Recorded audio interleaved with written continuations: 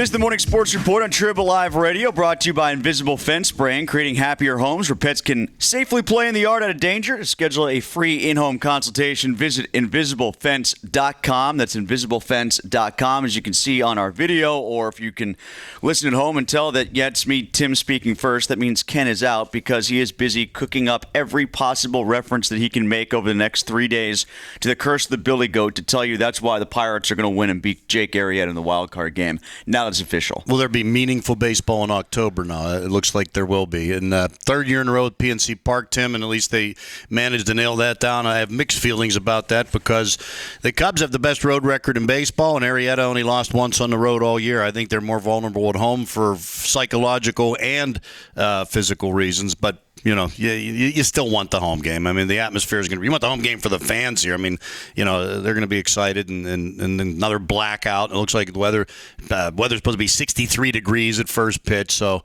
I'm excited about it. This struck me as I was getting ready to come in today. It feels like the build-up to that week of the Super Bowl when the Steelers lost to the Packers, insofar as – you know what the storyline is going in. It's so clear, it's so cut and dry, just like it was for Pittsburgh. Can your secondary contain Aaron Rodgers? The secondary one was, can your offensive line hold up for Roethlisberger?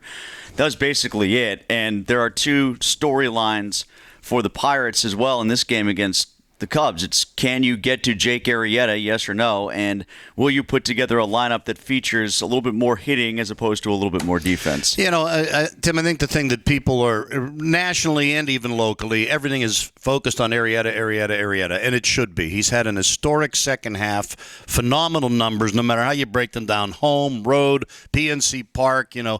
But I think lost in the shuffle here a little bit is what Garrett Cole has done and Garrett Cole's mentality. He of all the Pirate right now, I think Jay Happ is the best Pirate pitcher at this moment in time. I think I would rather have him start if he could do it.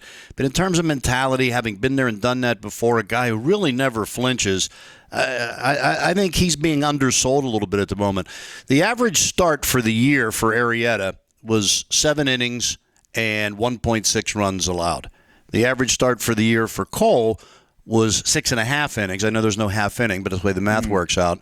And 2 runs allowed. That's pretty close. I mean, to me, I'll put all the pressure on him. I think this is, you know, it's obviously going to be a low scoring. He has to go out there and throw up zeros. He can't give up 2 or 3 runs in the third inning or the second inning or get chipped away. He's got to go 0 for 0 and hope that you're close when you can get Arrieta out of the game. It can't be anything greater than 2-2 going into the 8th when they turn it over to the bullpens. Maybe even 1-1 going into the 8th, turning it over to the bullpen. But I don't have the I think the Pirates are the underdog just because of what Arrieta has done.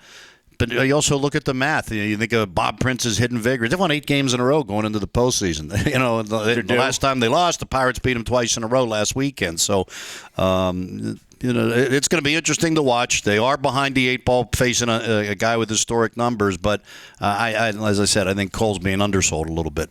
It is the Morning Sports Report with Tim Benz and Guy Junker. Wild card coming up at Wednesday night at PNC Park.